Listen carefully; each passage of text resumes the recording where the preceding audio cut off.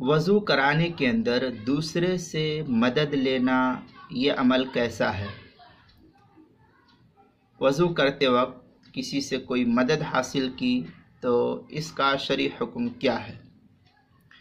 چنانچہ اس سلسلے میں شامیہ کی عبارت کو دیکھنے سے یہ مسئلہ واضح طور پر سمجھ میں آتا ہے کہ اگر کوئی شخص لوٹا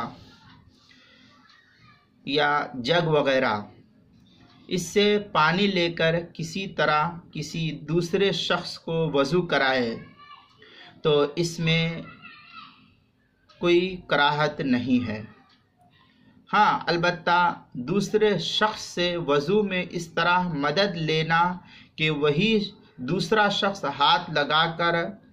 اعضائے وضو کو دھوئے اور پھر وہی مسح کرے تو ایسا کرنا بلا عذر مکروہ فقہا نے لکھا ہے، اور عذر کی وجہ سے ہو تو اس صورت میں کوئی حرج نقل نہیں کیا گیا ہے۔ لہذا ہمارے بڑے بوڑھے جو معذور ہو چکے ہیں ان کو اس طریقے سے اگر وضو کرایا جائے تو چونکہ وہ بڑھاپا خود ایک عذر ہے تو ان کے لیے اس طریقے سے وضو کرانے میں کوئی حرج نہیں ہے۔ یا اسی طریقے سے کوئی سخت بیمار ہے اور وہ نہیں کر سکتا ہے خود سے، تو پھر ایسے معذور شخص کے لیے بھی اگر کوئی آدمی مدد کرے تو اس میں بھی کوئی کراہت نہیں۔ لیکن عام حالات میں اگر کوئی شخص اس طریقے سے وضو کے اندر مدد لیتا ہے تو فقہا نے اس کو مکروہ لکھا ہے۔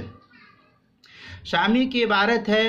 وَحَاصِلُهُ أَنَّ الْإِسْتِعَانَةَ فِي الْوُضُوءِ إِنْ كَانَتْ بِصَبِّ الْمَاءِ أَوْ اسْتِقَائِهِ أَوْ إِحْضَارِهِ فَلَا كَرَاهَةَ بِهَا أَصْلًا وَلَوْ بِطَلَبِهِ، وَإِنْ كَانَتْ بِالْغَسْلِ وَالْمَسْحِ فَتَكْرَهُ بِلَا عُذْرٍ وغیرہ کی عبارت جو ہے فتاوی شام کے اندر نقل کی گئی ہے، جو زکریا بک ڈیپو دیوبند کا ہندی نسخہ ہے، اس کی پہلی جلد 251 صفحہ، بیروت کا جو چھپا ہوا نسخہ اس کی پہلی جلد 225 صفحہ، اور کتاب المسائل اس کی پہلی جلد صفحہ 156 پر عنوان ہے وضو کرانے میں دوسرے سے مدد لینا، یہ اس کے تحت نقل کیا گیا ہے۔